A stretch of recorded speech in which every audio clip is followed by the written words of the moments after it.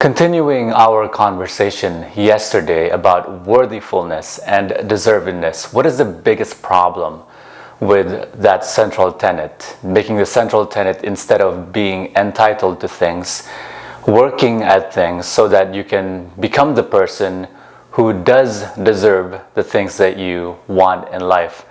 And like I said, anything which you deserve, you'll get an abundance of. That comes with professional relationships, that comes with your relationship with money, that comes with your relationship with your psychology. If you have an abundance of negativity in your psychology, you'll attract a lot of it, you'll get a lot of it. If you have an abundance of positivity and optimism, you'll get a lot more of that. That's the job of the brain, that we all have biases in our psychology.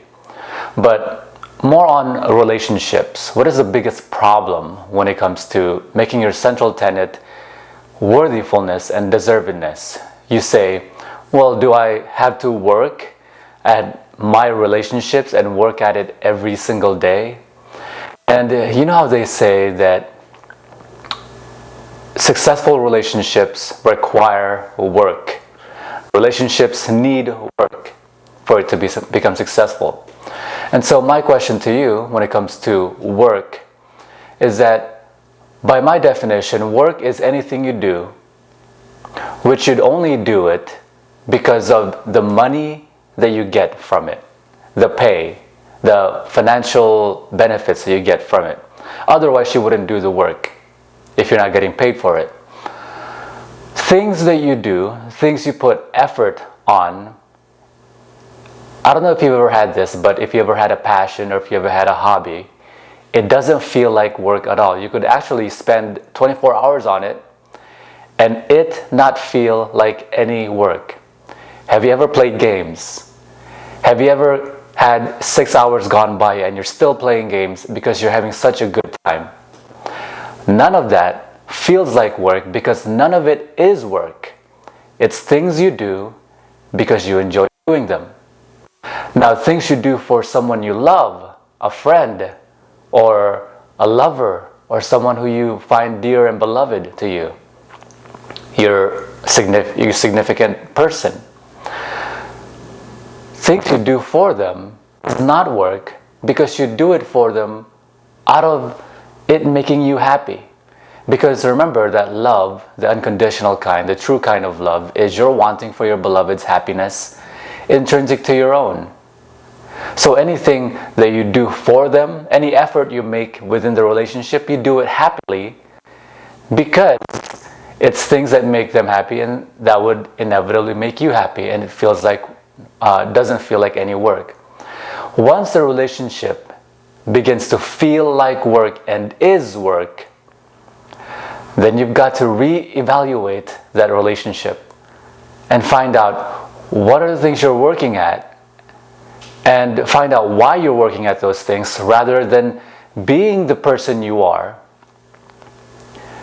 and aligning in things that you do align, and not requiring in the relationship to align in things which you're not interested in, or requiring her or him to be interested in things that they're not interested in.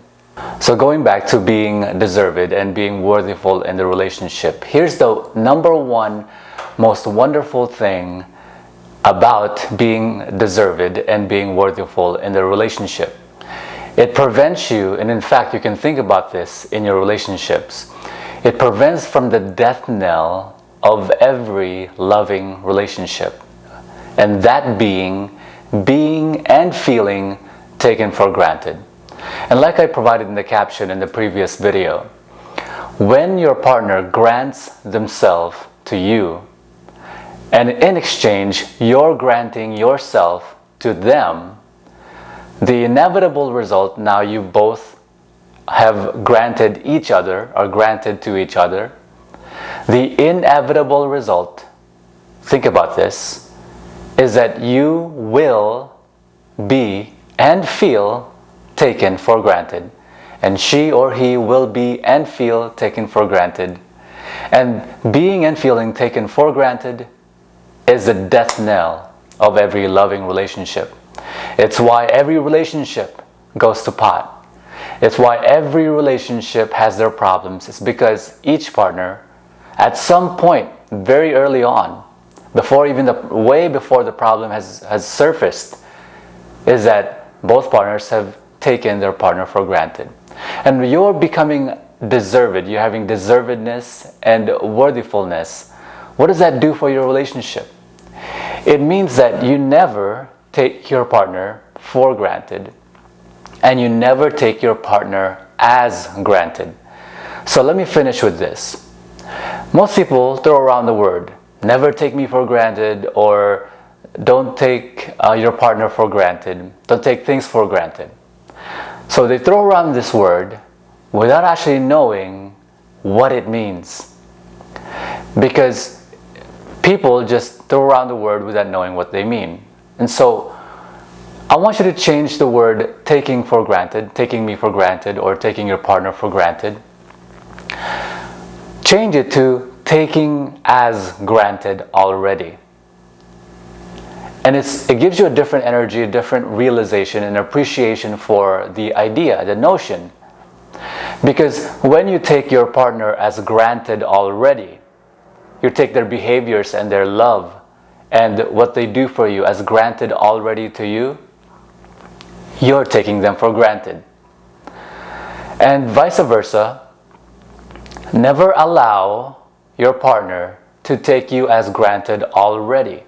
And here's my problem with the monogamy relationship model, is that you have to, without your knowing it, take your partner as granted to you already, because that's what they do. They grant themselves to you and you grant yourself to them.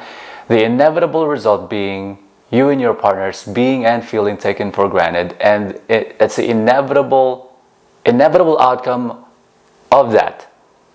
Which is why I like to say the inevitable outcome of every monogamous relationship is a terrible one. It's the wrong road to take. So that is one of the challenges that people have. That's why there's an 84% rate of divorce because of the, at least from March to July. That's one of the things that affects it, is that each partner for a long time have been and feel taken for granted. Let me just change this. And so now now that you're locked down into one place, now everything is magnified, which is why people break up. I'm going to follow up more on more topics like this on the next video. Follow me on here. If you haven't already, follow me, subscribe, and I would appreciate it if you click the thumbs up, the heart button. And if you'd like to know more about a lifestyle overhaul, psychology, reframing, especially in the area of relationships, go to greatrelationshipsu.com.